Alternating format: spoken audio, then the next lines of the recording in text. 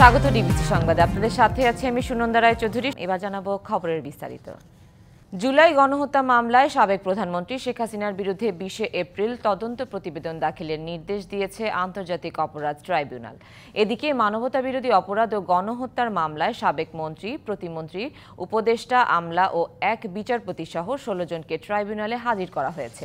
মঙ্গলবার সকাল 10:15টার দিকে প্রিজন ভ্যানে করে তাদের ট্রাইব্যুনালে হাজির করা হয়। সাবেক মন্ত্রী আনিসুল হক, রাশেদ খান মেনন, আহসানুল হক ইনু, ফারুক খান, শাহজাহান খান, কামাল আহমেদ মজুমদার, গোলাম দস্তগীর গাজী, আব্দুর রাজ্জাক, দীপুমণি, জুনাইদ আহমেদ পলক, সালমান এফ রহমান, তৌফিকি ইলাহি, বিচারপতি শামসুদ্দিন চৌধুরী, মানিক ও সাবেক স্বরাষ্ট্র সচিব জাহাঙ্গীর আলম চৌধুরীকে হাজির করা হয়েছে ট্রাইব্যুনালে। গত 16 ডিসেম্বর সাবেক 11 মন্ত্রী সহ 16 জনের বিরুদ্ধে তদন্ত প্রতিবেদন দেওয়ার জন্য 18 ফেব্রুয়ারি পর্যন্ত সময় দেয় ট্রাইব্যুনাল।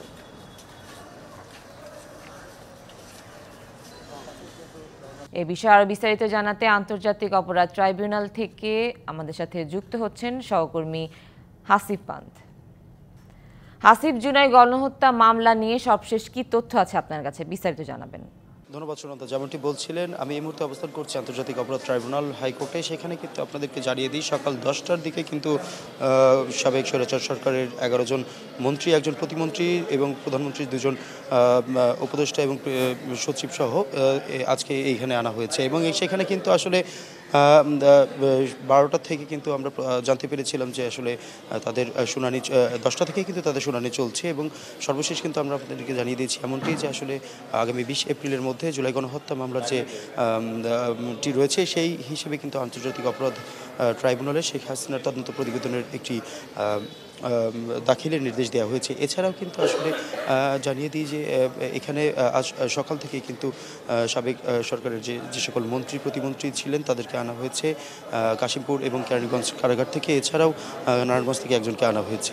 সর্বশেষ জানাচ্ছিলাম এবং কিছুক্ষণের মধ্যে কিন্তু চিফ প্রসিকিউটর কথা বলবেন আগামী এই যে যাদেরকে আনা হয়েছে তাদের বিষয়ে একটি শুনানির পরবর্তীতে কী সিদ্ধান্ত আসে সেই বিষয়ে কথা বলবেন। এছাড়াও কিন্তু আরও বেশ যে শেখ হাসিনার তদন্ত জুলাই গণহত্যা মামলার যে তদন্ত প্রতিবেদন তার একটি দিয়েছে, সেই বিষয়ে আমরা বিস্তারিত কথা শুনবো তার থেকে। ধন্যবাদ। সর্বশেষ জানাচ্ছিলাম হাইকোর্ট থেকে। হাসিব, ধন্যবাদ আপনাকে। জুলাই আন্দোলনের সময় লুট হওয়া 6000 অস্ত্রের মধ্যে 1400 অস্ত্র, 6 লাখ গুলির মধ্যে এখনো 2.5 লাখ গুলি উদ্ধার করা সম্ভব হয়নি বলে জানিয়েছেন প্রধান উপদেষ্টার বিশেষ সরকারি লেফটেন্যান্ট জেনারেল আব্দুল হাফিজ। অন্যদিকে প্রাথমিক ও গণশিক্ষা উপদেষ্টা ডক্টর বিধান রঞ্জন রায় পোদ্দার জানান, আন্দোলনরত প্রাথমিক বিদ্যালয়ে নিয়োগপ্রাপ্ত 6500 শিক্ষকদের মধ্যে সরকার সহানুভূতিশীল তবে এখনও এ ব্যাপারে সিদ্ধান্ত হয়নি। মঙ্গলবার ডিসি সম্মেলনে যোগ দিয়ে তারা এসব কথা বলেন। উপদেষ্টা জানান, এই নিয়োগের বিরুদ্ধে হাইকোর্টে যে রায় দিয়েছে সেই রায়ের বিরুদ্ধে সরকারের পক্ষ থেকে আপিল করা হয়েছে। স্কুলগুলিতে 85% বই পৌঁছে গেছে। বাকি উল্লেখ করে উপদেষ্টা জানান, 15% বই এই মাসের মধ্যে পৌঁছে যাবে। প্রাথমিক বিশ্ববিদ্যালয়গুলোতে শিক্ষার মান বৃদ্ধিতে জেলা প্রশাসকদের নির্দেশনা দেন তিনি। অন্যদিকে আব্দুল হাফিজ ফেসিসদের দোসর যারা দেশকে অস্থিতিশীল করতে পারে তাদের বিষয়ে সচেতন থাকার নির্দেশ দেন জেলা প্রশাসকদের। তিনি জানান, বিভিন্ন চর অঞ্চলে, বিশেষ করে নরসিংদীর 6টি উপজেলা চরাঞ্চলে বিশেষ অভিযান পরিচালনার কথা বলা হয়েছে। প্রায় 1400 অস্ত্র এখনো উদ্ধার হয়নি, যেগুলো 5 আগস্ট পরবর্তী সময়ে লুট হয়ে গেছিল। 2.5 লক্ষ বিভিন্ন বোরের গুলি এখনো উদ্ধার হয়নি, সেগুলো তাদের জেলাতে কোনো না কোনো জায়গায় আছে, সেগুলো সন্ত্রাসীদের হাতে পড়তে পারে এবং তারা ব্যবহার করতে পারে। বেসরকারি বিদ্যালয় রয়েছে, কিন্ডারগার্টেন রয়েছে, আমাদের সরকারি নীতিমালা অনুযায়ী সেগুলো নিবন্ধনকৃত হওয়া দরকার। সেগুলো অনেকগুলো নিবন্ধনকৃত নয়, সেগুলো যেন আমাদের নিবন্ধনে আসে, সেই বিষয়গুলো আমরা জোর দিয়েছি। 16 বছরে পুরো সিস্টেমকেই নষ্ট করে দিয়েছে শেখ হাসিনা। যেখানেই হাত দেয়া হয় না সেখানেই আওয়ামী লীগের দোসর খুঁজে পাওয়া যায় বলে মন্তব্য করেছেন উপদেষ্টা মাহফুজ আলম। মানহানি ও লুটের ঘটনা দেশের মানুষের মানসিকতা ভয়াবহভাবে নষ্ট করে দিয়েছে বলেও মত তার। সকালে রাজধানীর সার্কিট হাউস রোডে প্রেস ইনস্টিটিউট বাংলাদেশে আয়োজিত এসো দেশ বদলায় পৃথিবী বদলায় শীর্ষক তারুণ্যের উৎসবে একথা বলেন তিনি। জানান, সরকার এমনভাবে সংস্কার বিচার করবে তাতে নিরাশ হবে না মানুষ। একই অনুষ্ঠানে প্রধান উপদেষ্টার প্রেস সচিব শফিকুল আলম বলেন, তরুণরা নতুন করে বাংলাদেশ নির্মাণ নির্মাণ করবে সে জায়গায় সকলকে এক থাকতে হবে। রাষ্ট্রের টাকা খরচ করে শেখ হাসিনা প্রশাসনে, পুলিশে এবং বিভিন্ন আইন শৃঙ্খলা বাহিনীতে এই আদর্শিক গুন্ডাদেরকে লালন পালন করতেন। সেখানে সাংবাদিকরাও ছিলেন।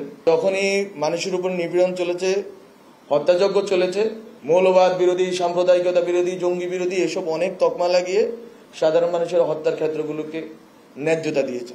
তরুণরা নতুন করে বাংলাদেশ নির্মাণ করবে, সেই তাতে আমরা সবাই একভূত।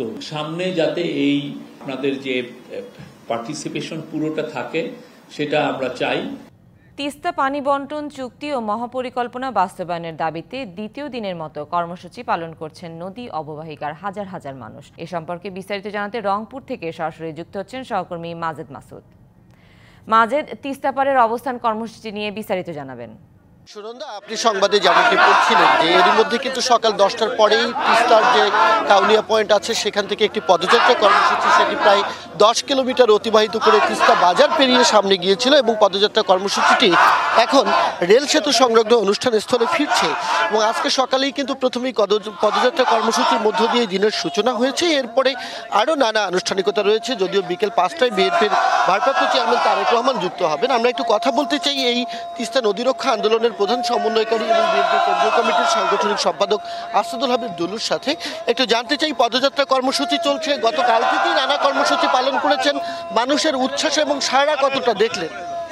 আপনারা তো লক্ষ্য করে দেখছেন যে আজকের যে পদযাত্রা, সেখানে পদযাত্রা শুরু কোথায় শেষ কোথায় আমরা নিজেও দেখতে পাচ্ছি না। এখানে এই তিস্তা পাড়ের জনপদের সমস্ত বঞ্চিত মানুষ আজকে এই কাতারে মিলিত হয়েছে। তারা জাগবাহে তিস্তা ভাষায় স্লোগানে মুখরিত হয়ে উঠেছে।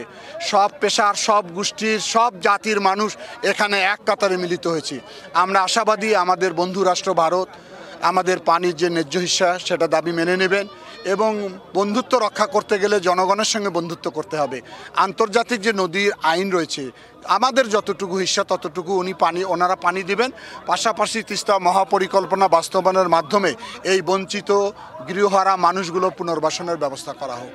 আজকে আন্দোলনের মধ্যে আর কি রয়েছে এবং সবশেষ কখন আসলে আপনাদের আন্দোলন শেষ হবে? আমরা তো গতকাল ধরে তিস্তা পাড়ে অবস্থান নিয়েছে, লাগাতার কর্মসূচি 48 ঘন্টা। একটু পরে আমরা তিস্তার পানিতে নেমে দেখাবো সারা বিশ্বকে যে তিস্তায় কোনো পানি নাই। তারপর আমাদের তিস্তার জীবন কাহিনী নিয়ে নাটক, জারি গান, পালা গান, কুষাণ গান, ভাওয়াইয়া গান এগুলো রচিত হবে এবং পাশাপাশি আমাদের ভারপ্রাপ্ত চেয়ারম্যান সাহেব আমাদের উদ্দেশ্যে বক্তব্য রাখবেন, সংহতি প্রকাশ করবেন এবং সন্ধ্যায় তিস্তার 130 কিলোমিটার ব্যাপী মশাল প্রজ্বলিত হবে।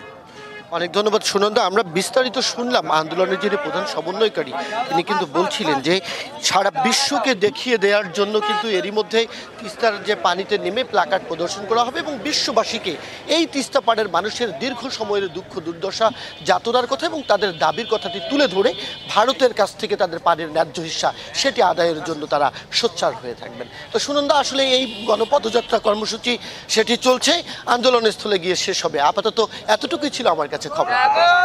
ধন্যবাদ আপনাকে আমাদের সাথে যুক্ত হওয়ার জন্য। জুলাই গণহত্যা মামলায় আন্তর্জাতিক অপরাধ ট্রাইব্যুনালে হাজির করা হয়েছে সাবেক মন্ত্রী, প্রতিমন্ত্রী সহ 16 জনকে। এ বিষয়ে কথা বলছেন চিফ প্রসিকিউটর তাজুল ইসলাম, সরাসরি যুক্ত হচ্ছে সেখানে।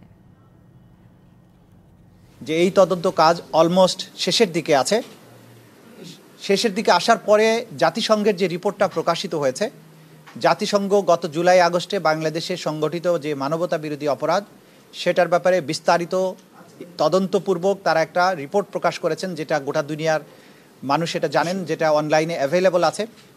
আমরা সেই রিপোর্টটার কপি পেয়েছি এবং সেই রিপোর্টে খুব সুস্পষ্টভাবে তারা বলেছেন যে বাংলাদেশে জুলাই আগস্টে যে আক্রমণটা হয়েছে, যে মানবতা বিরোধী অপরাধটা হয়েছে, সেটা ছিল ওয়াইড স্প্রেড এবং সিস্টেম্যাটিক। সেটা ছাত্র জনতাকে দমন করার জন্য সরকারের সকল ফোর্স আগ্নেয়াস্ত্র ব্যবহার করে, লিথাল ওয়েপন ব্যবহার করে, হেলিকপ্টার ব্যবহার করে তাদেরকে হত্যা করেছে।